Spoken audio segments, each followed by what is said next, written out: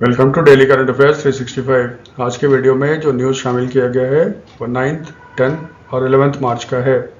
पिछला वीडियो जो था वो न्यूज़ कवर किया था up to 8th of March, उसी का कंटिन्यूशन है।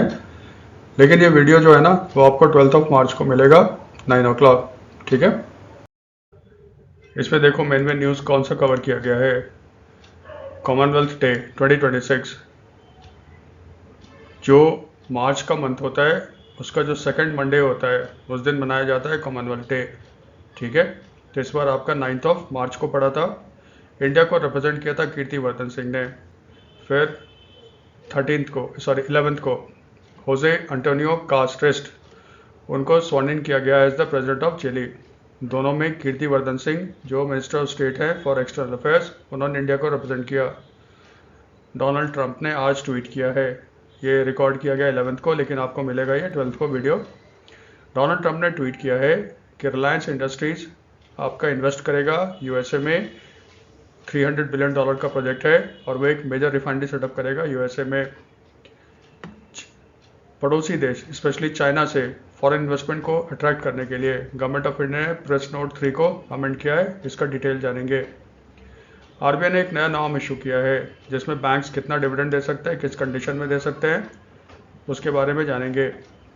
मुश्तबा खामनई जो अयतुल्ला अली खामनई के बेटे हैं, उनको फॉर्मली ईरान का सुप्रीम लीडर घोषित कर दिया गया है।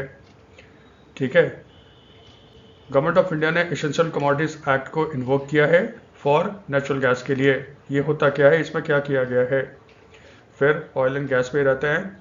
भारत और बांग्लादेश के बीच में ना एक फ्रेंडशिप पाइपलाइन है। ठीक है, थोड़ा उसके बारे में जानेंगे। प्लस बांग्लादेश ने रिक्वेस्ट किया है 5,000 tons of additional diesel from India, क्योंकि बांग्लादेश की हालत बहुत ही ख़राब है। लोकसभा के जो स्पीकर है ओम बिरला, उनके खिलाफ ऑपोजिशन पार्टी लेकर आया है नो कॉन्फिडेंस मोशन। तो इसमें जानेंगे कौन कौन से लोकसभा के स्पीकर हैं जिनके खिलाफ अभी तक नो कॉन्फिडेंस मोशन आ चुका है लोकसभा में। कैबिनेट ने अप्रूवल दिया है तमिलनाडु के मदुरई पोर्ट को इंटरनेशनल एयरपोर्ट बनाया जाएगा। भारत में 3 स्टेट ऐसे हैं जहां पे 4 ऑपरेशनल इंटरनेशनल एयरपोर्ट है, वो कौन कौन से हैं। जल जीवन मिशन को गवर्नमेंट ऑफ इंडिया ने रिस्ट्रक्चर किया है और इसको एक्सटेंड कर दिया है टिल दिसंबर 2028, इसका डिटेल जानेंगे। ठीक है, फिर नीति आयोग का second physical health index release हुआ है और इसमें टॉप फिर कौन किया है, उड़ीसा। पिछले बार भी उड़ीसा किया था, इस बार भी उड़ीसा किया है। भारत में पहली बार सुप्रीम कोर्ट ने अलाउ किया है पैसिव उथानसिया। तो उथानसिया क्या होता है, ठीक है।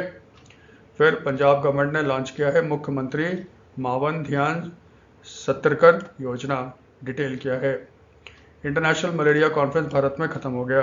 ठीक है, तो फिर इंटरनेशनल जो मलेरिया है उसके लिए भारत सरकार ने क्या टारगेट सेट किया है, कब तक इसको ख़त्म करना है। फिलीपींस के बाद इंडोनेशिया सेकंड कंट्री हो गया है जिसने ब्रह्मोस मिसाइल खरीदा है, भारत से खरीदेगा, क्योंकि ये न्यूज़ ना इंडोनेशिया की तरफ से है, गवर्नमेंट ऑफ इंडिया की तरफ से अभी तक नहीं आया है। ठीक है, फिर इंडिया और सेशल्स के बीच में जो जॉइंट मिलिट्री एक्सरसाइज है लमितिये, इसका 11th एडिशन सेशल्स में स्टार्ट हो गया है। और फिर आप जानते हो लास्ट वीडियो में भी किया गया था, इंडिया ने 3rd time ICC men's T20 world cup जीता है। तो बीसीसीआई ने अनाउंस किया है 131 crore rupees for Indian cricket team. इसके बारे में कोई कवर नहीं करेंगे, बस इतना ही रहेगा। इंडिया और New Zealand 100 years of sporting ties को सेलिब्रेट करेंगे। ये देखो सारा चीज़ इसमें रहेगा। ठीक है, मेन इसका उद्देश्य ये होता है कि सिर्फ एक एक लाइन में आपको बताना नहीं है, इसके पीछे के न्यूज़ के पीछे भी जाना है, उसको थोड़ा समझने की कोशिश भी करना है। ठीक है, चलिए फटाफट इसको शुरू करते हैं। कॉमनवेल्थ के हमेशा की तरह हम लोग एक इम्पॉर्टेंट डे लेते हैं, कॉमनवेल्थ डे। जैसे मैंने इंट्रोडक्शन में बताया था, मार्च के सेकेंड संडे को मनाया जाता है आपका कॉमनवेल्थ डे। तो इस बार ये कब हुआ था, 9th ऑफ मार्च 2026 को। इसका मतलब ये याद रखना, डेट फिक्स नहीं है। इसका मतलब ज़रूरी नहीं कि हर दिन ये हर साल 9th ऑफ मार्च को होगा, क्योंकि ये सेकंड मंडे ऑफ मार्च को होता है। तो ऑप्शन में देखना सेकंड मंडे ऑफ मार्च, उसी पर टिक करना है, याद है। ठीक है, कॉमनवेल्थ आप जानते हो पहले ये ब्रिटिश एम्पायर था। ठीक है, ब्रिटेन इस पर राज करता था। बाद में जब 1947 आया, इंडिया इंडिपेंडेंट हो गया, उसके बाद बहुत सारे देश इंडिपेंडेंट हो गए। उसके बाद ये हुआ कि इन देशों का एक एसोसिएशन होना चाहिए, उसका नाम रखा गया कॉमनवेल्थ।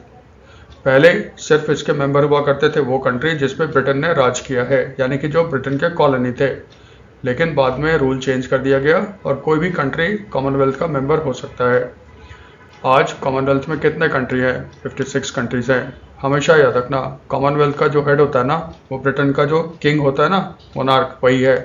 तो फिलहाल अभी ब्रिटेन के किंग कौन है? किंग चार्ल्स III, ये ब्रिटेन के मोनार्क है। ठीक है, इसका मतलब जो सेलिब्रेशन हुआ था लंदन में, क्योंकि कॉमनवेल्थ का हेडक्वार्टर भी कहाँ पे है?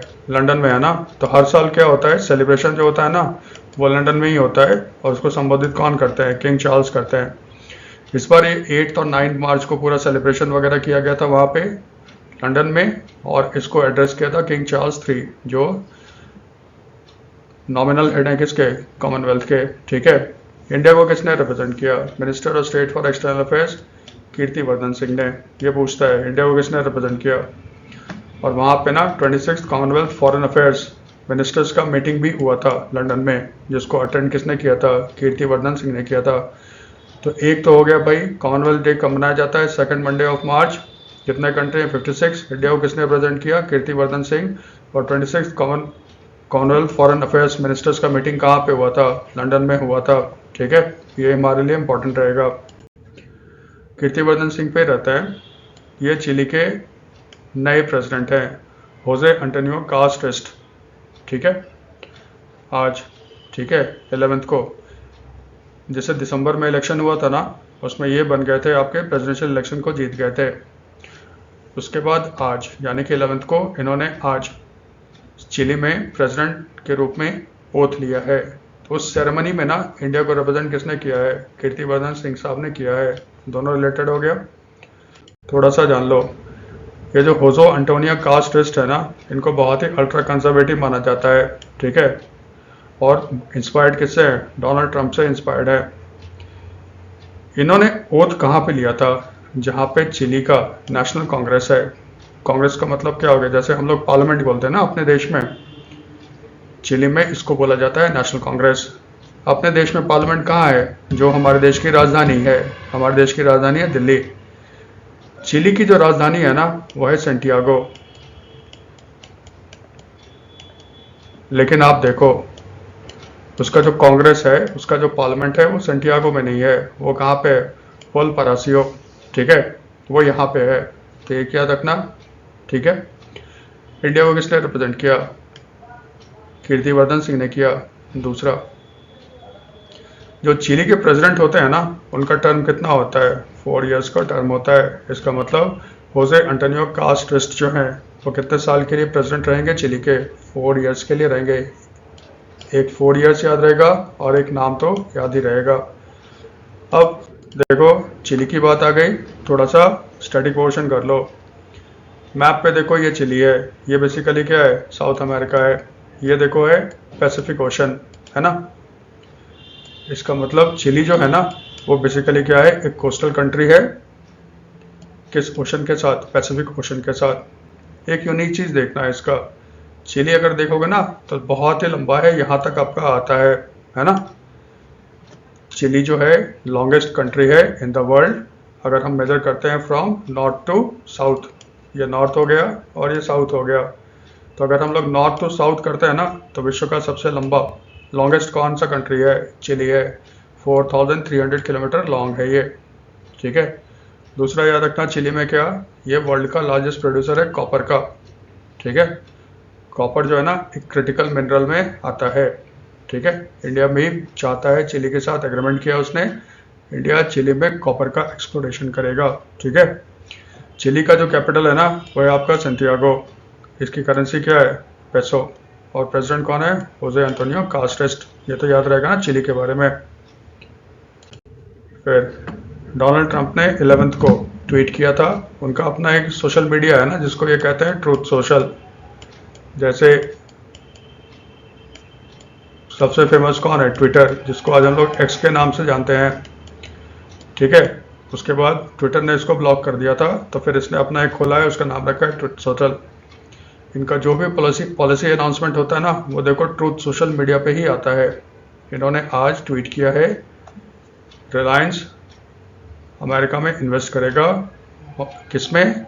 अमेरिका में एक $300 बिलियन का एक मेजर रिफाइनरी सेटअप हो रहा है।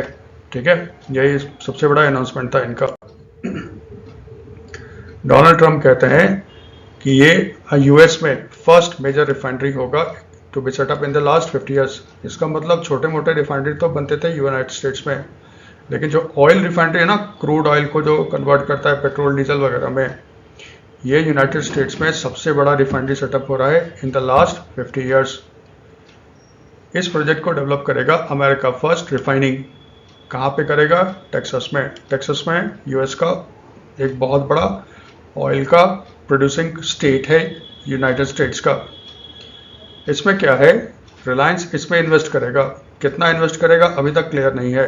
प्रोजेक्ट का कॉस्ट है $300 बिलियन। ठीक है, तो इसमें तो अमेरिका फर्स्ट रिफाइनिंग भी इन्वेस्ट करेगा ना, लेकिन उसका पार्टनर कौन होगा? रिलायंस। इसका मतलब रिलायंस भी अच्छा खासा पैसा यहाँ पे इन्वेस्ट करेगा। रिलायंस ने कमिटमेंट दिया है कि जो भी इसमें प्रोडक्शन होगा ना, यानी कि पेट्रोल डीजल वगैरह बनेंगे, उसको कौन खरीदेगा? रिलायंस खरीदेगा फॉर द नेक्स्ट 20 ईयर्स। मजे की बात देखो क्या है, वर्ल्ड में एनर्जी का सबसे ज़्यादा कंजम्पशन बायर जो है ना, वो कंजम्पशन कौन करता है? चाइना। सेकंड पे कौन है? यूएस। और थर्ड पे आपका है इंडिया। यूनाइटेड स्टेट्स कह रहा है कि ये जो रिफाइनरी बनेगा टेक्सास में, इसमें बाहर से कोई ऑयल नहीं खरीदा जाएगा, यानी कि कच्चा तेल बाहर से नहीं खरीदा जाएगा। इसमें यूएस में ही शेल ऑयल जो होते हैं ना, शेल बेसिकली एक तरह का रॉक्स होता है, उसमें पाए जाते हैं ये ऑयल, उसी को एक्सट्रैक्ट करके रिफाइन किया जाएगा। इसका मतलब बाहर से कोई तेल इसमें नहीं आएगा। इसका देखो बैकग्राउंड क्या है। आपने सुना था इंडिया और यूएस के बीच में ट्रेड का निगोशिएशन चल रहा था। डोनाल्ड ट्रंप ने भारत पे 50% का टैरिफ लगा दिया था। 25% टैरिफ तो ऐसे ही लगाया था, और 25% इसलिए लगाया था क्योंकि इंडिया रशिया से ऑयल खरीद रहा था। बाद में फेब में अनाउंस हुआ था interim framework on the US India bilateral trade agreement, यानी कि अभी कंफर्म हुआ नहीं है ये। उस समय था ये अप्रैल वगैरह में हो जाएगा, लेकिन फिर यूनाइटेड स्टेट्स के सुप्रीम कोर्ट ने जजमेंट दिया था ना, जिसमें ये कहा था टैक्सेशन का जो पावर है वो यूएस कांग्रेस के पास है, अमेरिकन प्रेसिडेंट के पास नहीं है। उसके बाद उसने इसको नल एंड वॉइड घोषित कर दिया था। उसके बाद यूएस ने कहा था कि इंडिया पे वो कितना टैरिफ लगाएगा, 10%। और इंडिया ने भी क्या किया था, जो ट्रेड एग्रीमेंट के लिए जो बातचीत होने वाली थी ना, उसको उसने पोस्टपोन कर दिया है। कि जब फेब में ये अनाउंस हुआ था इंटरिम फ्रेमवर्क, उसमें ये कहा गया था अप्रैल तक फाइनल हमारा तैयार हो जाएगा। ठीक है, लेकिन जैसे ही सुप्रीम कोर्ट का जजमेंट आया यूनाइटेड स्टेट्स का, जिसमें डोनाल्ड ट्रंप के टैरिफ को इलीगल घोषित कर दिया गया था, उसके बाद से इंडिया भी कह रहा है कि बाद में बात करेंगे।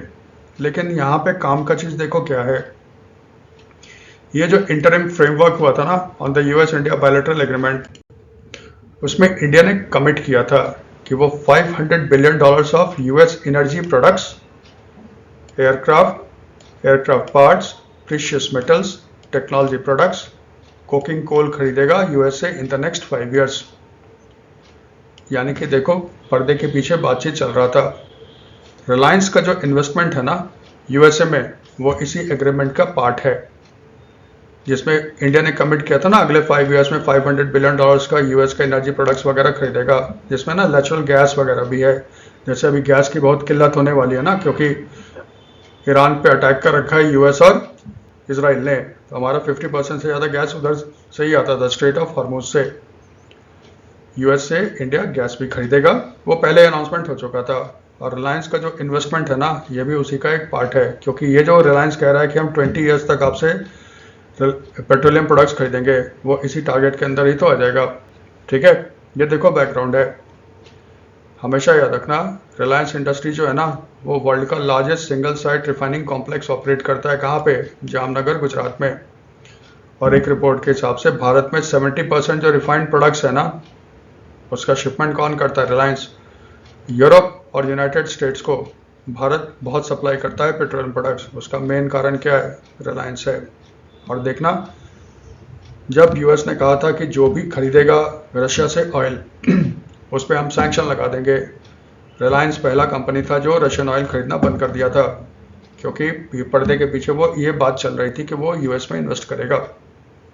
और जब यूएस ने कहा है कि भारत में गल्फ वॉर के कारण 30 दिन तक वेवर दे दिया, आप रशियन ऑयल खरीद सकते हो, रिलायंस ने करीब, कहते हैं न्यूज़ जो आ रहा था, 30 मिलियन टन्स का कॉन्ट्रैक्ट कर लिया है, 30 मिलियन बैरल्स का कॉन्ट्रैक्ट किया है रशियंस के साथ। ये तो न्यूज़ था, ये तो क्लियर है, ये याद रहेगा, ये जरूर एग्जाम में आएगा, ये उसका बैकग्राउंड है।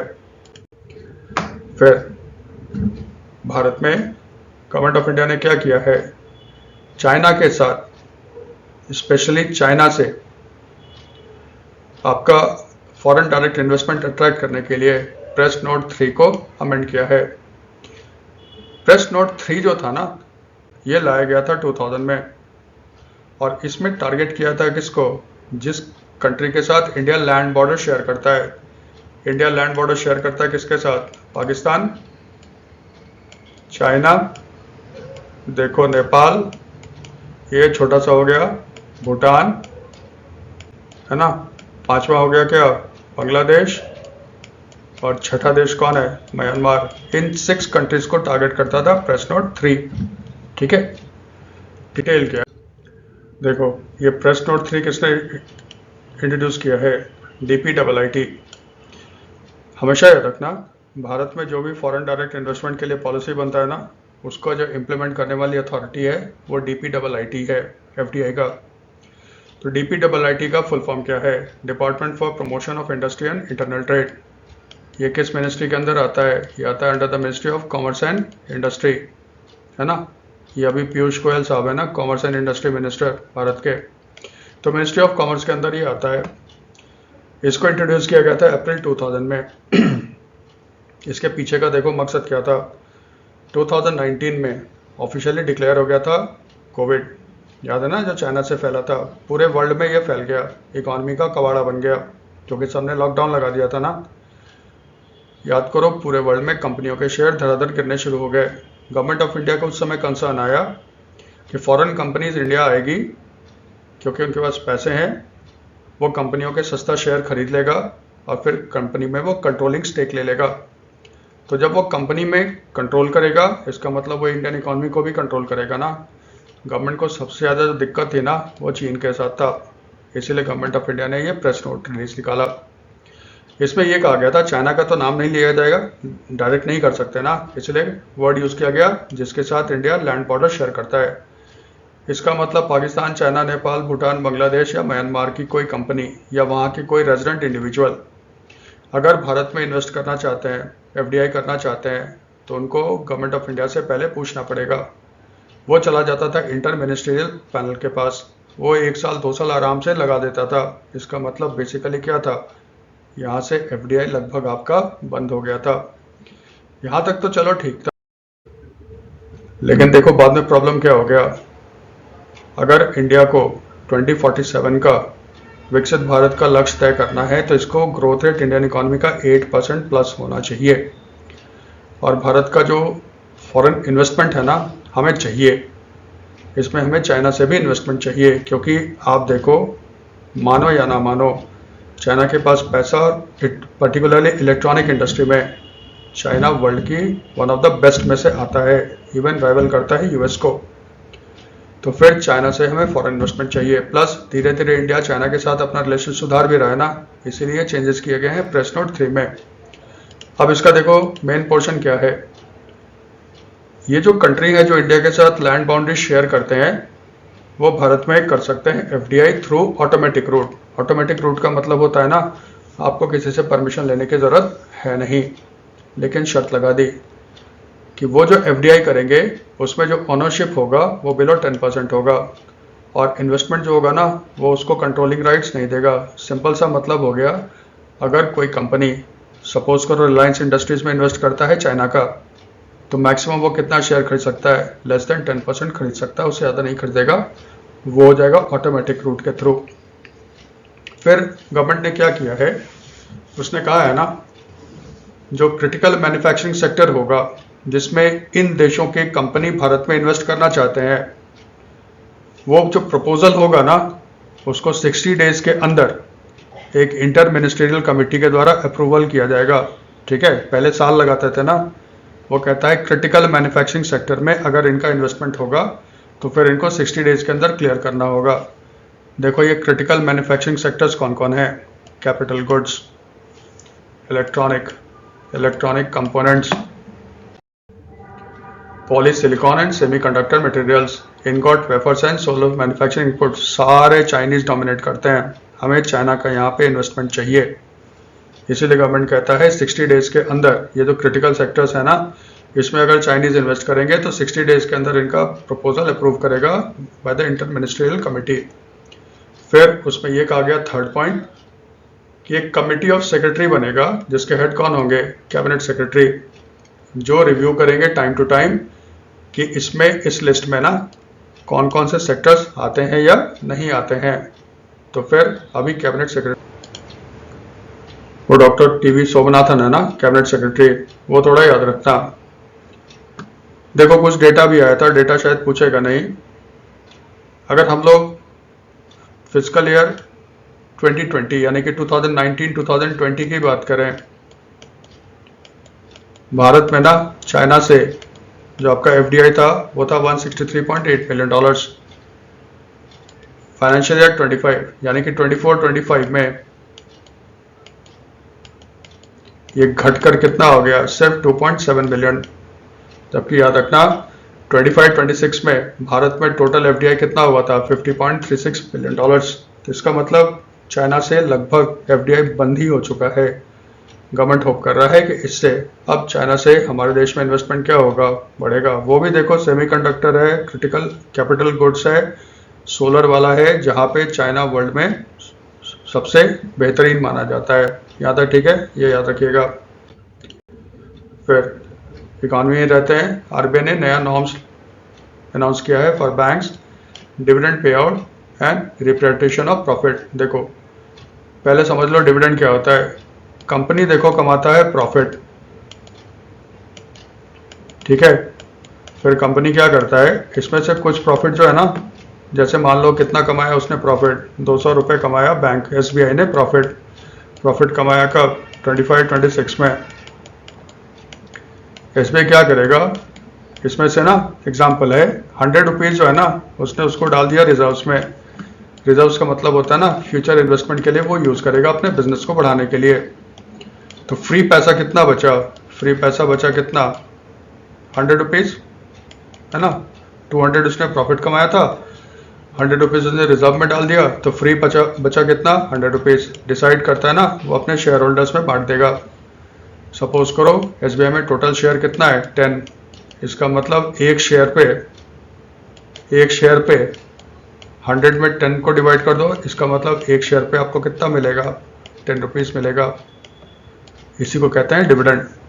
तो डिविडेंड प्रॉफिट का वो हिस्सा होता है जो कंपनी अपने शेयर होल्डर में डिस्ट्रीब्यूट करता है, उसी को कहते हैं डिविडेंड। तो इस एग्जांपल में डिविडेंड प्रत्येक शेयर होल्डर को कितना मिलेगा, 10 रुपीज़। बात आ जाता है रिपेट्रिएशन ऑफ प्रॉफिट्स। ये क्या होता है, इंडिया में देखो फॉरेन बैंक्स पे काम करते हैं। फॉरेन बैंक्स दो तरह से हैं, आपने पहले भी देखा है। फॉरेन बैंक्स एक होता है जो भारत में आके कोई कंपनी नहीं सेटअप करते, सब्सिडरी सेटअप नहीं करते, बल्कि यहाँ पे अपना ब्रांच खोल लिया। तो भारत में सिटी बैंक, स्टैंडर्ड चार्टर्ड सब क्या है, यही एग्जांपल है। उन्होंने भारत में होली ओन्ड सब्सिडरी नहीं खोला है, उन्होंने बेसिकली भारत में ब्रांच खोला। तो फिर जो प्रॉफिट कमाएगा स्टैंडर्ड चार्टर्ड, तो प्रॉफिट का कुछ हिस्सा वो भेजेगा ना अपने पेरेंट कंपनी स्टैंडर्ड चार्टर्ड को भेजेगा ना, उसको कहते हैं रिपेट्रिएशन ऑफ प्रॉफिट। तो फॉरेन बैंक्स जिन्होंने भारत में होली ओन्ड सब्सिडी नहीं सेटअप किया है, तो वो अपना प्रॉफिट रिपेट्रिएट करते हैं, वहाँ पे डिविडेंड शब्द का इस्तेमाल नहीं होता। यहाँ तक क्लियर है, यही दोनों का मतलब हो गया। अब देखो रूल्स क्या कहता है। ये रूल्स एप्लीकेबल होगा 1 अप्रैल 2026 से। इसका मतलब फाइनेंशियल ईयर जो 2026 है ना और 27, उसमें ये रूल एप्लीकेबल होगा। ये एप्लीकेबल होगा किस पे, कमर्शियल बैंक्स। जब भी हम कहते हैं कमर्शियल बैंक्स, तो कमर्शियल बैंक्स में कौन आता है, public sector banks. Public sector banks उसको कहते हैं जिसका ओनर होता है, मेजॉरिटी ओनर होता है government of India. SBI, PNB, bank of Baroda, ये सब हो गए। इसमें आता है private banks. Private Indian banks कौन है, जिसका मालिक गवर्नमेंट नहीं है बल्कि रेजिडेंट ऑफ इंडिया है, आईसीआईसीआई, यस बैंक, एचडीएफसी, ये सब हो गया। और फिर इसमें आ जाता है फॉरेन बैंक्स, स्टैंडर्ड चार्टर्ड वगैरह हो जाते हैं। तो जब भी कमर्शियल बैंक्स का यूज़ करते हैं ना वर्ड, उसमें पब्लिक सेक्टर, प्राइवेट सेक्टर और फॉरेन बैंक्स आता है। फिर इसमें आ जाते हैं लोकल एरिया बैंक्स, उस पर भी एप्लीकेबल होगा, स्मॉल फाइनेंस बैंक पे होगा और पेमेंट बैंक पे होगा। देखो इसमें कमर्शियल बैंक, इसमें सॉरी अर्बन कोऑपरेटिव बैंक्स शामिल नहीं है। तो कमर्शियल बैंक्स हो गए, लोकल एरिया बैंक्स हो गए, स्मॉल फाइनेंस बैंक हो गया और पेमेंट बैंक पे ये लागू होगा। लेकिन कब से होगा? 1 अप्रैल 2026 से। आरबीआई क्या कहता है, ये जो सारे बैंक्स हैं ना, ये मैक्सिमम ये कितना डिविडेंड दे सकते हैं? तो आरबीआई कहता है maximum 75% of the adjusted profit after tax of the financial year. इसका मतलब 26-27 में एसबीआई ने जो प्रॉफिट कमाया वो प्रॉफिट देखा जाएगा adjusted profit after tax. Simple शब्दों में टैक्स वैक्स पे कर देने के बाद जो उसका प्रॉफिट बचता है उसका मैक्सिमम 75% वो डिविडेंड के रूप में दे सकता है। सिंपल सा फंडा याद रखना, 75% of the adjusted profit after paying taxes, जो भी टैक्सेस वगैरह होता है ये मैक्सिमम होता है आपका डिविडेंड। इससे कम दे सकते हैं, नहीं भी दे सकते हैं। बैंक चाहे तो कोई डिविडेंड ना दे, आरबीआई कहता है कोई प्रॉब्लम नहीं है, आप डिसाइड करो, लेकिन मैक्सिमम कितना दोगे? 75% दोगे ऑफ द एडजस्टेड प्रॉफिट। लेकिन वो कहता है डिविडेंड देने से पहले बैंक्स को कुछ कुछ क्राइटेरिया फॉलो करना पड़ेगा। क्राइटेरिया क्या है? ठीक है, बैंक्स को प्रॉफिट कमाना होगा। इसका मतलब जो लॉस मेकिंग है बैंक, वो प्रॉफिट नहीं दे सकता।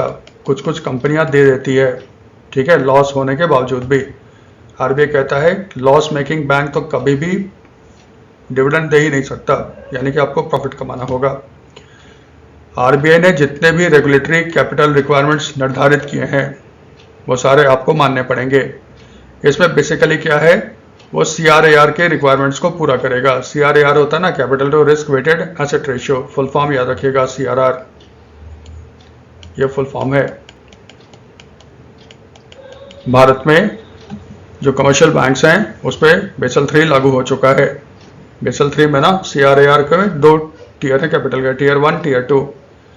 आरबीआई कहता है कि उनको कॉमन टीयर 1 यानी कि CET1 कॉमन इक्विटी टीयर हो गया ना, यानी कि CET1 जो होता है ना CRR का, उसको फॉलो करना पड़ेगा। उस पर उसने फॉर्मूला कर दिया, इतना होगा तो इतना डिविडेंड दोगे, इतना होगा तो इतना डिविडेंड दोगे। हमें उसमें जाने की कोई ज़रूरत नहीं है, सिंपल सा है। जो आरबीआई ने CRAR आपका निर्धारित कर रखा है उसको फॉलो करो, उसको पूरा करो, उसके बाद आप अपना डिविडेंड दे सकते हो। यही कहने का मतलब है। CRAR का फुल फॉर्म, CET का full form common equity tier, यही याद रखना आप। फिर आरबीआई कहता है आप दे सकते हो, लेकिन अगर आरबीआई या किसी और अथॉरिटी ने आपके डिविडेंड या रेमिटेंस ऑफ प्रॉफिट पे कोई रिस्ट्रिक्शंस लगा रखा है तो फिर आप डिविडेंड नहीं दे सकते हो। आरबीआई बेसिकली कब रखता है इसको? जब वो किसी बैंक को ना प्रॉम्प्ट करेक्टिव एक्शन, PCA बोलते हैं ना उसको, आरबीआई ने जब उसको PCA में डाल रखा है फ्रेमवर्क में, prompt corrective action, prompt corrective action, जब बैंक की हालत खराब हो जाती है तब आरबीआई उसको उसमें डालता है। ठीक है, आज की डेट की बात करो, आज कोई भी बैंक PCA में नहीं है, प्रॉम्प्ट करेक्टिव एक्शन में नहीं है। या फिर क्या होता है, कभी कभी ना कोर्ट या गवर्नमेंट ऑफ इंडिया उस पर रिस्ट्रिक्शंस लगा देती है, ये उसके कहने का मतलब है। ठीक है, आरबीआई वाला हो गया। मुश्तबा खamenei, ये है, ये बेटे हैं किसके? Ayatollah Ali Khamenei. इनको ईरान का फॉर्मली सुप्रीम लीडर घोषित कर दिया गया। इनके बारे में कहते हैं जब इजराइल और यूएस ने अटैक किया था ईरान पे, और पहले दिन टारगेट कौन था? Ayatollah Ali Khamenei. जब अटैक किया गया था तो उसमें कहते हैं ये भी इंजर्ड हो गए थे। इनको चुन लिया गया था, लेकिन इनका नाम अनाउंस नहीं किया जा रहा था क्योंकि उनको डर था कि फिर इजरायली इनको मार देंगे। लेकिन फिर ऑफिशियली उन्होंने अनाउंस कर दिया। अब क्योंकि ऑफिशियली अनाउंस हो गया इसलिए अब हम इसको याद रखेंगे, मुश्तबा खamenei।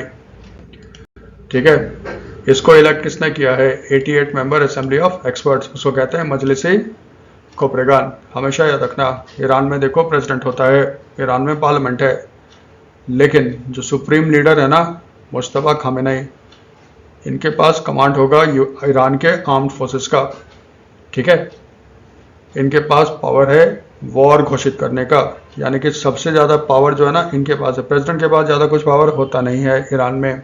ठीक है, अब यूएस ने जो ऑपरेशन लॉन्च किया है अगेंस्ट ईरान, उसका नाम क्या है? Epic fury.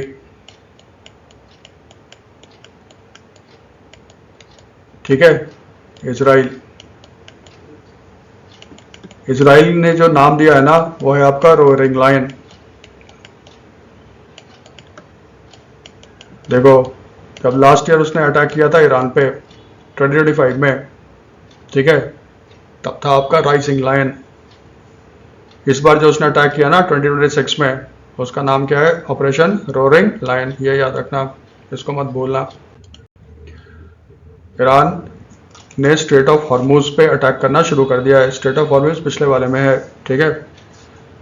अधिकतर देशों का हालत खराब, क्योंकि वर्ल्ड में बहुत सारे कंट्री, यूएई, कुवैत वगैरह से का जो तेल होता है ना, उधर से ही आता है। और सबसे हालत खराब तो भारत का भी है। ऑयल का तो जुगाड़ हम कर लेंगे, लेकिन सबसे ज़्यादा प्रॉब्लम गैस में है, क्योंकि भारत में गैस का स्टोरेज है नहीं। प्लस हम सबसे ज़्यादा गैस खरीदते हैं नेचुरल गैस फ्रॉम कतर, और लगभग इंडिया का 50% गैस जो है ना, स्ट्रेट ऑफ हॉर्मुज से आ रहा है। वॉर के कारण कोई भी टैंकर ना उधर जा रहा है ना इधर आ रहा है। गैस का डिस्ट्रक्शन स्टार्ट हो गया। पाकिस्तान का तो हालत ख़राब है, लगभग लॉकडाउन लगा दिया। बांग्लादेश में स्कूल कॉलेज सब बंद कर दिए, और भारत से फिर वो मांग रहा है कि हमें हेल्प करो। पहले भारत वाला देख लो। नेचुरल गैस में प्रॉब्लम है, इसीलिए गवर्नमेंट ऑफ इंडिया ने इन्वोक किया है essential commodities act for natural gas. ठीक है। Union ministry of petroleum and natural gas, जिसने नोटिफाई किया है natural gas supply regulation order 2026, जिसमें इन्वोक किया गया एसेंशियल कमोडिटीज एक्ट 1955 के प्रोविजंस को। इस एक्ट के तहत गवर्नमेंट ऑफ इंडिया ने भारत में जितने सारे ऑयल रिफाइनरीज हैं, यानी कि रिलायंस के भी हैं या प्राइवेट सेक्टर के हैं या पब्लिक सेक्टर के हैं, सबको ऑर्डर दिया है, आप प्रायोरिटी दो प्रोडक्शन किसका करने का? डोमेस्टिक कुकिंग गैस का, एलपीजी बोलते हैं ना, लिक्विफाइड पेट्रोलियम गैस का। ठीक है। और फिर गवर्नमेंट ने क्या किया है, जो सेक्टर नेचुरल गैस को यूज़ करता है एज अ फीड स्टॉक, यानी कि एज अ प्राइमरी फ्यूल, उसको 4 प्रायोरिटी सेक्टर्स में बांट दिया है। और सबसे टॉप पे किसको दिया है? Domestic PNG. पीएनजी होता है पाइप नेचुरल गैस, जो हमारे घर में आता है। सीएनजी कंप्रेस्ड नेचुरल गैस, जिसको बस वगैरह में इस्तेमाल किया जाता है। एलपीजी लिक्विफाइड पेट्रोलियम गैस, जिसको रसोई गैस भी बोलते हैं। अधिकतर घरों में इसको यूज़ किया जाता है खाना बनाने के लिए। यानी कि कंपनीज को कहा गया है कि आप सबसे ज़्यादा जो सप्लाई करोगे ना, पहले डोमेस्टिक पीएनजी को, एलपीजी को और सीएनजी फॉर ट्रांसपोर्ट को, उसके बाद फिर अलग अलग बनाया गया है। हमें 4 प्रायोरिटी सेक्टर्स के बारे में जानने की कोई ज़रूरत नहीं है। हमें सिर्फ याद करना है क्या? Essential commodities act 1955। यहाँ तक क्लियर है? जो एसेंशियल कमोडिटीज एक्ट है, उसके तहत गवर्नमेंट को पावर होता है कि वो किसी भी चीज़ के प्रोडक्शन, सप्लाई, डिस्ट्रीब्यूशन का के लिए ऑर्डर इशू कर सकता है। और मेन मकसद होता है ना, ये जो एसेंशियल गुड्स हैं उसके होर्डिंग को रोकना, ब्लैक मार्केटिंग को रोकना। बहुत लोग कर रहे हैं। एलपीजी में उसने कर दिया ना, सेकंड सिलेंडर का जो फिलिंग होगा वो 25 दिन के बाद होगा। ब्लैक मार्केट में एलपीजी का रेट डबल हो गया कहते हैं। तो इसको रोकने के लिए गवर्नमेंट कर रहा है। इसमें ना कंफ्यूज मत होना। क्वेश्चन देखो मोस्ट प्रोबेबली कैसे फ्रेम करेगा।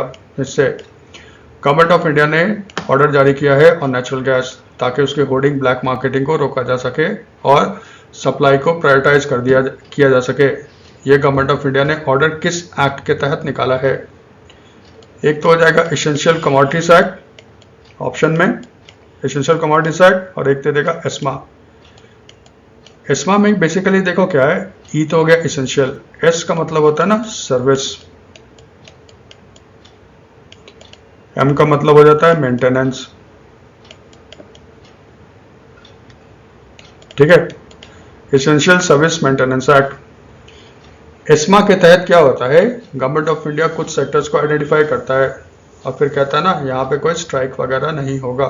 तो सुनते हो ना, जैसे बैंक वाले हड़ताल पर नहीं जा रहे हैं, गवर्नमेंट ऑफ इंडिया ने एस्मा इन्वोक कर लिया और कहा आप हड़ताल पे नहीं जा सकते, हड़ताल पे जाओगे तो इलीगल होगा। डॉक्टर स्ट्राइक पे चले गए, स्टेट गवर्नमेंट ने एस्मा को इन्वोक कर लिया और कहा कि आप हड़ताल नहीं कर सकते हो। एस्मा जो होता है ना, वो स्ट्राइक से रिलेटेड होता है। जो एसेंशियल सर्विसेज है उसमें आप स्ट्राइक नहीं कर सकते। एसेंशियल कमोडिटीज एक्ट जो होता है ना, वो कमोडिटीज के होर्डिंग और ब्लैक मार्केटिंग को रोकने के लिए गवर्नमेंट स्टेप्स उठाता है। यही देखना देगा बना के एक्ट कौन सा है, एसेंशियल कमोडिटीज एक्ट या essential service maintenance act? Answer हमारा क्या होगा? Essential commodities act. इसमें भी क्लियर है? फिर ऑयल एंड गैस पे रहते हैं, बांग्लादेश का बैंड बजा हुआ है। ठीक है, रिपोर्ट आया था, बांग्लादेश ने रिक्वेस्ट किया है भारत से कि आप हमें additional 5000 metric tons of diesel supply कर दो ओवरनाइट बेसिस पे। और फिर वो कह रहे हैं कि हम मांग रहे हैं भारत से 50,000 metric tons of diesel in the next 4 months. ये तो भारत सरकार करेगा या नहीं करेगा वो तो बात की बात है। ठीक है, ये भी था, ये न्यूज़ देखो बांग्लादेश से ही आया था। भारत सरकार ये 5,000 टन्स अभी जो है ना वो सप्लाई करने के लिए तैयार हो गया। तो फिर ये सप्लाई कैसे जाएगा? इंडिया बांग्लादेश फ्रेंडशिप पाइपलाइन है। असम में एक रिफाइनरी है नुमालीगढ़, वहाँ पे, ठीक है, तो वहाँ से क्या होता है, वो सप्लाई आता है सिलीगुड़ी। सिलीगुड़ी कहाँ है? बंगाल। बंगाल से ना एक पाइपलाइन बिछा हुआ है, ये पाइपलाइन के थ्रू ना ये आता है कहाँ पे? परबतीपुर, वेस्ट बंगाल, सॉरी बांग्लादेश में। फिर इसी के थ्रू बांग्लादेश में आपका डीजल का सप्लाई होता है। ठीक है, तो हमारे काम का जो है ना वो है इंडिया बांग्लादेश फ्रेंडशिप पाइपलाइन। ये देखो है क्या, यही मेन था हमारा न्यूज़। ठीक है, एक तो याद रखना नुमालीगढ़ रिफाइनरी। नुमालीगढ़ रिफाइनरी कहाँ है? असम में है। ये सप्लाई होता है वहाँ से क्या? High speed diesel, HSD। ये हाई स्पीड डीजल बेसिकली ना ट्रक वगैरह में इस्तेमाल किया जाता है through India Bangladesh friendship pipeline. ये ना 131 किलोमीटर्स पाइपलाइन है जो भारत में स्टार्ट होता है सिलीगुड़ी वेस्ट बंगाल से और जाता कहाँ है? परबतीपुर डिपो इन बांग्लादेश। 2023 में इसको इनॉग्रेट किया था virtually prime minister Modi and उस समय बांग्लादेश के जो प्राइम मिनिस्टर थे ना शेख हसीना। 2023 में इसको इनॉग्रेट किया गया था। इसमें क्या है, भारत हर साल कैलेंडर ईयर होता है यानी कि जनवरी से दिसंबर हर साल बांग्लादेश को सप्लाई करेगा 1,80,000 tons of high speed diesel per year. ठीक है, तो ये 1,80,000 tons of high speed per year वाला जो कमिटमेंट है ना वो तो रहेगा ही रहेगा। प्लस इसके अलावा एक्स्ट्रा कितना बांग्लादेश मांग रहा है? 5,000 टन्स। गवर्नमेंट ऑफ इंडिया इसके लिए भी तैयार हो रहा है, लेकिन बांग्लादेश के जो फाइनेंस मिनिस्टर है ना वो कह रहे हैं कि इसके अलावा हमें और कितना चाहिए? 50,000 ton of diesel in the next 4 months. ये भारत सरकार मानता है या नहीं? क्योंकि यहाँ पे भारत अपना भी तो देखेगा। ठीक है, याद रखना Bangladesh 95% of its oil requirement ना इंपोर्ट करता है। ठीक है, देखो कैसे समय चलता है। यही बांग्लादेश भारत को गाली देता था, वो कहता था असम को इंडिया से अलग कर देंगे। नई सरकार बनी, तारिक रहमान की, रियलिटी में आ गए, औकात में आ गए। ठीक है, लोकसभा के स्पीकर हैं ओम बिरला। इनके खिलाफ लाया गया था नो कॉन्फिडेंस मोशन, जो कि आज 11th को रिकॉर्ड कर रहे हैं, वो सारा फेल हो गया। वो होना ही था। ठीक है, थोड़ा सा इसका बैकग्राउंड जान लें।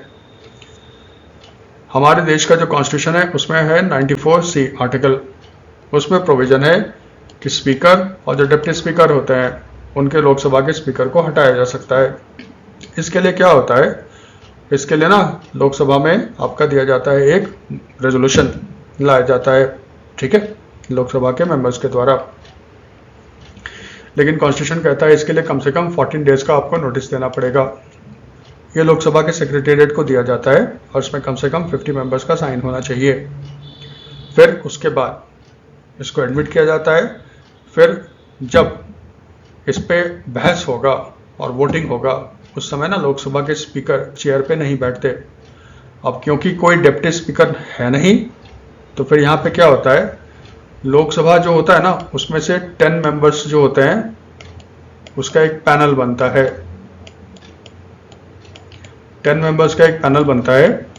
तो अगर मान लीजिए लोकसभा के स्पीकर नहीं है और डिप्टी स्पीकर भी नहीं है तो फिर ये जो 10 मेंबर है ना इसमें से कोई एक स्पीकर के चेयर पे बैठेगा और स्पीकर की जो ड्यूटीज हो गई उसको निभाएगा।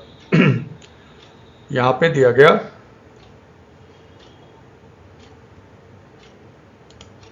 ठीक है, तो फिर यहाँ पे आपका दिया गया ये नोटिस।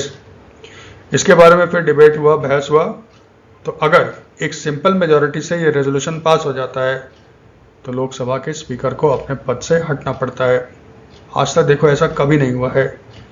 लेकिन ये 5वीं बार है जब लोकसभा के स्पीकर के खिलाफ आपका रेजोल्यूशन लाया गया है, नो कॉन्फिडेंस मोशन या नो कॉन्फिडेंस रेजोल्यूशन लाया गया है। सबसे पहले 1955 में लाया गया था अगेंस्ट जीवी मावलंकर। गणेश वासुदेव मावलंकर ये भारत के पहले लोकसभा के स्पीकर भी थे। फिर 1954 में मावलंकर साहब के खिलाफ फिर लाया गया था 1954 में। इसका मतलब मावलंकर साहब ऐसे स्पीकर हैं जिनके खिलाफ दो बार लाया गया है आपका नो कॉन्फिडेंस मोशन। 1966 में फिर लाया गया था सरदार हुकुम सिंह के खिलाफ। 1987 में लाया गया था बलराम जाखड़ साहब के खिलाफ। और 2026 में लाया गया था ओम बिरला। ओम बिरला देखो बीजेपी के हैं, और बाकी जो है ना मावलंकर, हुकुम सिंह और बलराम जाखड़ ये सारे कांग्रेस के थे। लेकिन याद रखना आज तक किसी भी लोकसभा स्पीकर के खिलाफ रेजोल्यूशन पास नहीं हुआ है। ओम बिरला के खिलाफ भी आज फेल हो गया था। तो ठीक है, कैबिनेट की मीटिंग हुई थी और उसमें एक डिसीजन ये लिया गया, जो मदुरई एयरपोर्ट है तमिलनाडु का, उसको इंटरनेशनल एयरपोर्ट का दर्जा दे दिया जाएगा। ये आपने सुना होगा। ये स्टेट का, तमिलनाडु का 4th इंटरनेशनल एयरपोर्ट होगा। इसके अलावा इंटरनेशनल एयरपोर्ट कौन है? चेन्नई, कोयम्बटूर, तिरुचिरापल्ली और मदुरई। ठीक है, हम लोग ये मान के चल रहे हैं मदुरई इंटरनेशनल एयरपोर्ट आज न कल तो ऑपरेशनल हो ही जाएगा। अगर उसको मान ले तो भारत में कौन कौन से स्टेट हैं जहाँ पे 4 ऑपरेशनल इंटरनेशनल एयरपोर्ट हैं? एक तो देखो आपका उत्तर प्रदेश, यहाँ पे Chaudhary Charan Singh international airport Lucknow, Lal Bahadur Shastri international airport Varanasi, Kushinagar international airport Kushinagar में, और महर्षि वाल्मीकि इंटरनेशनल एयरपोर्ट ये कहाँ पे? अयोध्या। याद ये रखना उत्तर प्रदेश में ना 4 ही ऑपरेशनल इंटरनेशनल एयरपोर्ट हैं।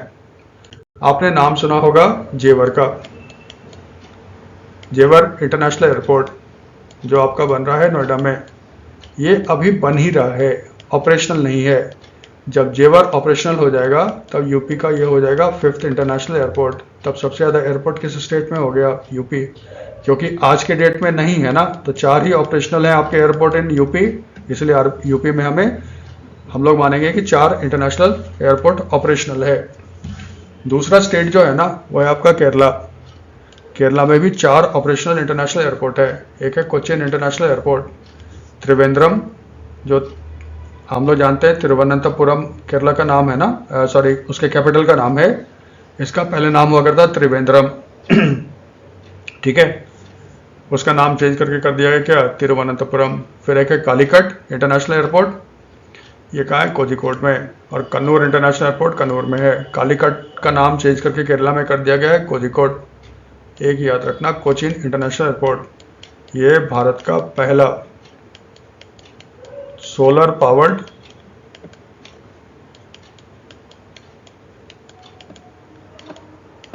एयरपोर्ट है केरला, ये याद रखिएगा।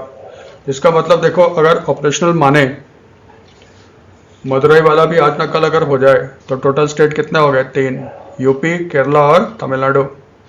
जेवर जब ऑपरेशनल हो जाएगा तब भारत में यूपी सबसे ज़्यादा वो स्टेट हो जाएगा जिसमें 5 इंटरनेशनल एयरपोर्ट हो जाएंगे जब वो ऑपरेशनल होगा तब। इसलिए थोड़ा ध्यान से पढ़ना। कैबिनेट की मिशन में डिसाइड किया गया है कि जो जल जीवन मिशन है ना उसको रिस्ट्रक्चर किया जाएगा और उसको एक्सटेंड कर दिया गया है टिल दिसंबर 2028। ये गवर्नमेंट ने देखो पहले ही अनाउंस कर दिया था, इसको फाइनली अप्रूवल अभी मिला है। जल जीवन मिशन को लॉन्च किया गया था 2019 में 15 अगस्त को, जब प्राइम मिनिस्टर ने भाषण दिया था ना रेड फोर्ट से, तभी प्राइम मिनिस्टर ने इसको अनाउंस किया था। उसके बारे में आते हैं। ये जो मिशन रिस्ट्रक्चर किया गया है इसका फोकस क्या है? Shift from infrastructure creation to service delivery supported by drinking water governance. इसको थोड़ा एक्सप्लेन कर दें। जो जल जीवन मिशन था ना उसमें बेसिकली क्या था, भारत में जितने भी गांव हैं उसके हर घर में पाइप्ड ड्रिंकिंग वाटर पहुंचाना है, नल से जल पहुंचाना है, पाइप ड्रिंकिंग वाटर पहुंचाना है। इसका मतलब अभी जो काम चल रहा था वो क्या था? पानी की टंकी बनाओ और फिर उससे लिंक करो क्या? वो पाइप, और हर घर तक उसको पहुंचाओ, प्लस उसमें लगा दो एक नल। ये इंफ्रास्ट्रक्चर क्रिएशन का था। अब जो फोकस होगा ना सर्विस डिलीवरी, इसका मतलब जो जल जीवन मिशन में जो प्रॉमिस किया गया था कि आपको हम इतना पानी सप्लाई करेंगे, जो ड्रिंकिंग वाटर होगा, गंदा पानी नहीं होगा, ठीक है, ड्रिंकिंग वाटर होगा, उसको अब लागू करना है। प्लस इसका मतलब पानी के क्वालिटी पे ध्यान देना है और पानी के अवेलेबिलिटी होनी चाहिए, इस पे ध्यान देना है। यही फोकस रहेगा जल जीवन मिशन का जो रिस्ट्रक्चर्ड फॉर्म है। अब क्लियर है? तो फिर इसका आउटले जो है ना वो बढ़ा दिया गया। इसका टोटल आउटले हो गया 8.69 लाख करोड़, यानी कि 2019 से जोड़े ना तो अब इसमें कितना हो गया 8.69 लाख करोड़। इसमें सेंटर का असिस्टेंस कितना होगा 3.59 लाख करोड़, पहले कितना था 2.08 लाख करोड़, ये इसमें बढ़ा है। ठीक है, तो आप जोड़ सकते हो कितने का बढ़ा है इसमें। ठीक है, इसका एम क्या होगा, वही जो आपको बताया था, भारत के जितने भी ग्राम पंचायत हैं उसमें हर घर में हर घर जल कनेक्शन पहुंचाना है बाय दिसंबर 2028। यहाँ तक क्लियर है? थोड़ा सा ना जल जीवन मिशन के बारे में जान लो। ये तो पता ही है, इसका अनाउंस कब किया गया था 15 अगस्त 2019 में। इसका देखो एम क्या था, provide portable quality drinking water to every rural household by 2024, जिसको बाद में एक्सटेंड किया गया था।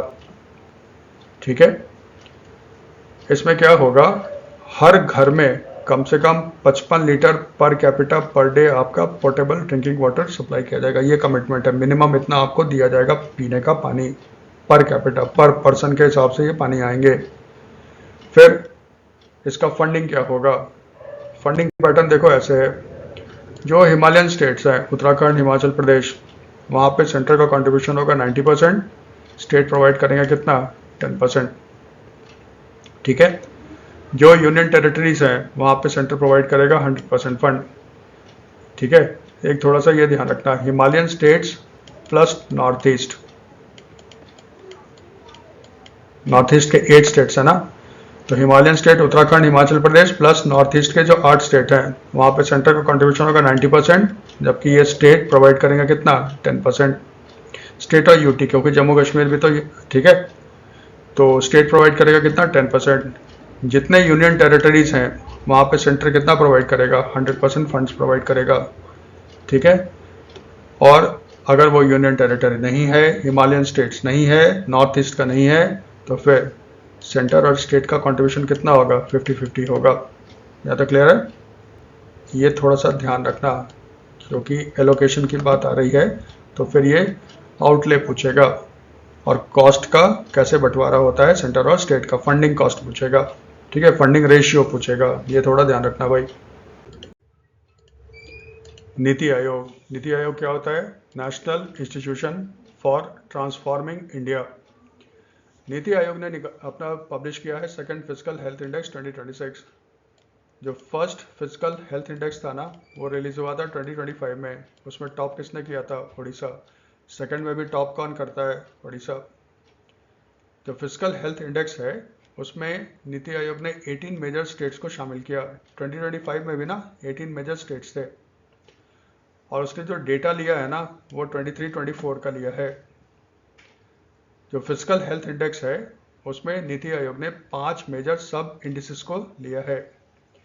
एक है quality of expenditure, revenue mobilisation, physical prudence, डेप्ट index and debt sustainability. Quality of expenditure में ना वो रेवेन्यू और कैपिटल एक्सपेंडिचर को देखता है। रेवेन्यू मोबिलाइजेशन में देखता है ना कितना आपका रेवेन्यू डिसिट्स और कैपिटल डिसिट्स है। फिजिकल प्रूडेंस का मतलब होता है ना वो देखता है आपका फिजिकल डेफिसिट, रेवेन्यू डेफिसिट कितना है। डेप्ट इंडेक्स में देखता है ना आपने कितना कर्ज ले रखा है, और डेट सस्टेनेबिलिटी में देखता है ना कि आप कर्ज को पूरा कर भी पाओगे कि नहीं कर पाओगे। फिर इसके हिसाब से ना वो स्कोर देता है। जिस स्टेट को सबसे ज़्यादा स्कोर मिलेगा वो टॉप पे होगा, और जैसे जैसे स्कोर कम होना शुरू हो जाएगा आप नीचे उतरना शुरू हो जाओगे। ठीक है, अब इसमें देखो सॉरी, नीति आयोग ने क्या किया है, ये जो 18 स्टेट्स है ना उनको 4 ग्रुप्स में बांट दिया on the basis of the performance. एक होता है अचीवर, टॉप रैंक्ड, उसके बाद आते हैं फ्रंट रनर, फिर उसके नीचे आते हैं परफॉर्मर, और सबसे नीचे आते हैं एस्पिरेशनल। अचीवर स्टेट्स इस बार कौन है, सिर्फ 3 स्टेट हैं। फर्स्ट पे कौन आ गया, उड़ीसा। सेकंड रैंक कौन हो गया, गोवा। थर्ड पे कौन है, झारखंड। फिर आता है फ्रंट रनर। इसमें से 4 से 9th रैंक वाले हैं, यानी कि गुजरात 4th पे है, महाराष्ट्र 5th पे है, छत्तीसगढ़ 6th पे है, तेलंगाना 7th है, उत्तर प्रदेश 8th है, कर्नाटका कितना है 9th। फिर आता है परफॉर्मर। इसमें 10 से 14 रैंक वाले स्टेट हैं, तो फिर इसका मतलब 10th रैंक कौन हो गया? मध्य प्रदेश, 11th हो गया हरियाणा, 12th हो गया बिहार, 13 हो गया तमिलनाडु, और 14th क्या हो गया? राजस्थान। फिर एस्पिरेशनल में कौन है? केरला। केरला कितने पे है? 15। वेस्ट बंगाल कितना है? 16। 17 पे आंध्रा, और हमेशा की तरह यानी सॉरी पिछले बार भी कौन आया था 18 पे? पंजाब। सबसे बेकार स्थिति किसकी है? पंजाब की। लास्ट ईयर भी पंजाब था, इस बार भी कौन है? पंजाब है। ये याद रहेगा। भारत में सुप्रीम कोर्ट ने पहली बार अलाउ कर दिया है पैसिव यूथैनेसिया। ठीक है, ये कौन है? हरीश राणा है गाजियाबाद के, जो पिछले 12 साल से ना all India institute of medical science Delhi में एडमिट थे, और ये थे बेसिकली कोमा में। उसके बाद इनके फादर ने पिटिशन किया सुप्रीम कोर्ट को कि इनको ना मर जाने दो। ठीक है, सुप्रीम कोर्ट उनकी बात मान गया, और उसने एम्स दिल्ली को कहा है कि आप हरीश राणा का जो लाइफ सपोर्ट है ना, आप इसको हटा दो। इसके बाद क्या हो जाएगा? डेथ हो जाएगा ना, इसका मतलब वेंटिलेटर पे होंगे वो। ये भारत में पहली बार ऐसा हो रहा है। ठीक है, पैसिव यूथैनेसिया क्या है? इसमें क्या होता है, एक पेशेंट को ना मरने दिया जाता है धीरे धीरे। कैसे? उसका जो लाइफ सपोर्ट है उसको खत्म किया जाता है, या फिर जो ट्रीटमेंट है ना जिसके कारण वो जिंदा रहता है, वो ट्रीटमेंट बंद कर दिया जाता है। ठीक है, यही हो सकता है पैसिव यूथैनेसिया। अब देखो इसमें ना एक कॉन्स्टिट्यूशनल प्रोविजन है। 2018 में कॉमन कॉज केस हुआ था, उसमें सुप्रीम कोर्ट ने जजमेंट दिया था। सुप्रीम कोर्ट का जो कॉन्स्टिट्यूशनल बेंच था उसने कहा था कि पैसिव यूथैनेसिया जो है ना एक फंडामेंटल राइट है अंडर आर्टिकल 21। उसमें क्या आता है? Right to life and liberty. Article 21 में आता ना right to life and liberty. Supreme court कहता है कॉमन कॉज 2018 में कि राइट टू डाई जो है ना ये भी एक फंडामेंटल राइट है अंडर आर्टिकल 21। इसका मतलब यहाँ पे आप स्वेच्छा से मर सकते हो, लेकिन उसने उसके लिए टर्म्स एंड कंडीशंस लगा दिए थे कि इसके टर्म्स एंड कंडीशंस में ही करेंगे। मेडिकल बोर्ड बैठेगा, मेडिकल बोर्ड कहेगा कि अब कोई उम्मीद नहीं है कि आदमी वापस जिंदा हो सकता है, एक्टिव हो सकता है, उसमें हमें नहीं जाना है। फिर 2023 में एक 5 जज कॉन्स्टिट्यूशन बेंच था, उसने 2018 के गाइडलाइंस को थोड़ा मॉडिफाई किया था, और उसमें उसने कहा था कि आप इस तरह से ये काम कर सकते हो।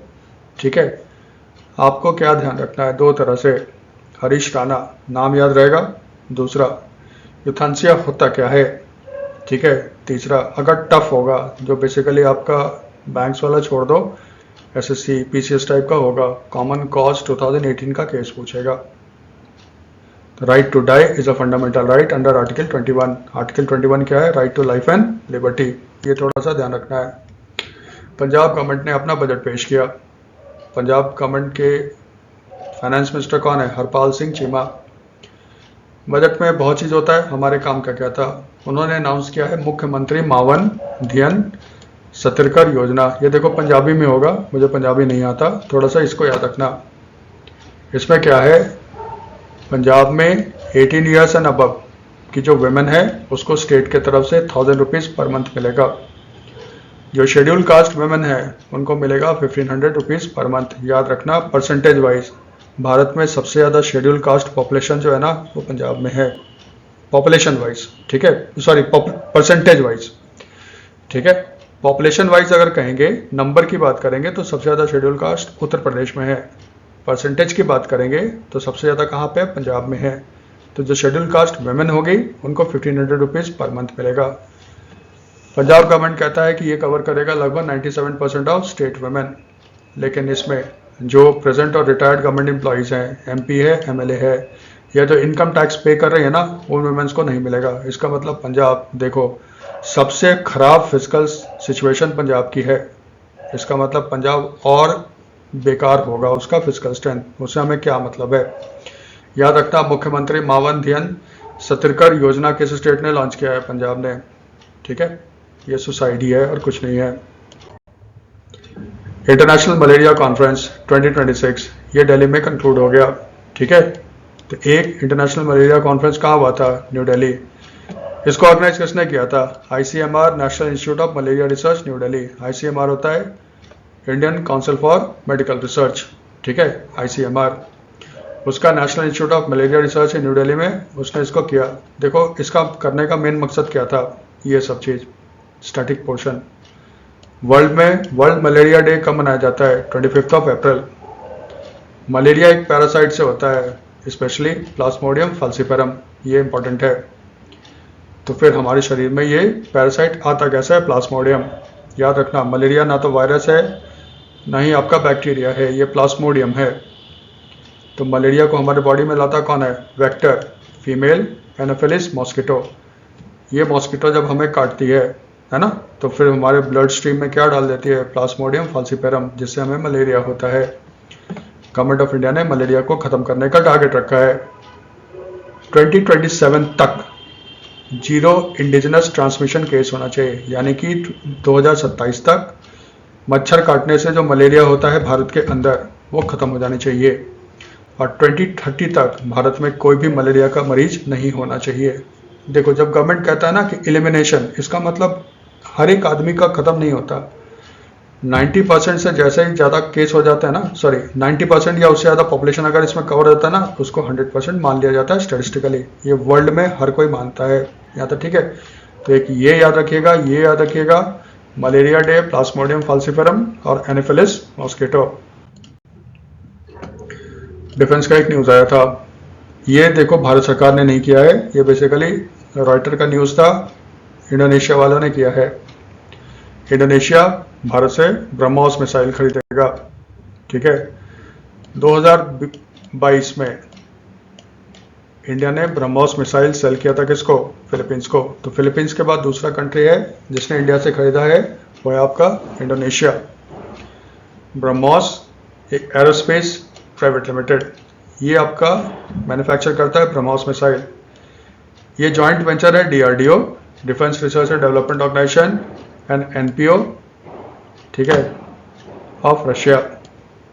ठीक है, डीआरडीओ जो है ना उसका 50.5% स्टेक है, जबकि एनपीओ का इसमें स्टेक कितना है? 49.5%। ब्रह्मोस जो है ना दो रिवर के कॉम्बिनेशन पे है। ब्रह्म मतलब हो गया ब्रह्मपुत्र, मॉस मतलब हो गया मस्कवा, जिसपे आपका मॉस्को शहर बसा हुआ है रशिया में। ये वर्ल्ड का पहला सुपरसोनिक क्रूज मिसाइल था। ठीक है, क्रूज मिसाइल था।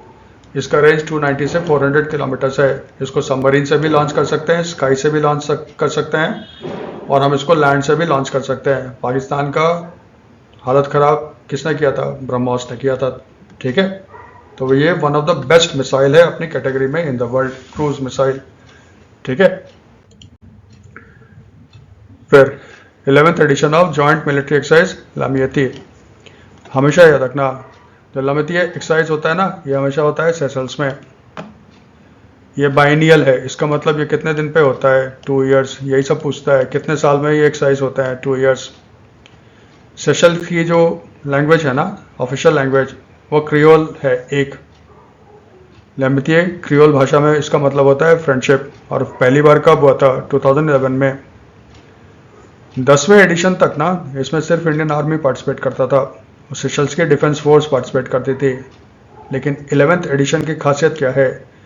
इंडिया का जो आर्मी, नेवी और एयरफोर्स तीनों पार्टिसिपेट कर रहे हैं एक्सरसाइज में। तो एक ये से पूछता है कि जो 11th edition of Lamitiye military exercise है ना, उसकी खासियत क्या थी?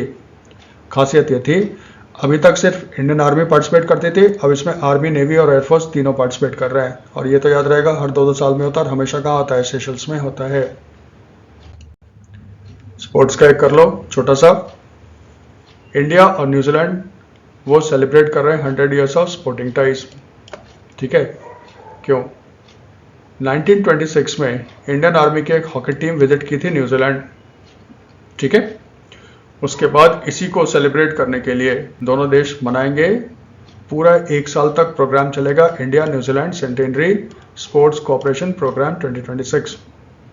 यही याद रखिएगा, भारत किस देश के साथ 100 ईयर्स ऑफ स्पोर्टिंग टाइज को सेलिब्रेट कर रहा है। सिंपल सा फंडा याद रखना, क्या? न्यूजीलैंड। यहाँ तक ठीक है। ये देखो आज का वीडियो था, इसमें मेन न्यूज़ आपके कवर किए गए थे। ठीक है, अगर ये आपको सही लगता है तो इसको अपने फ्रेंड्स के साथ शेयर करो और कुछ कमेंट कर दो। Thanks for watching.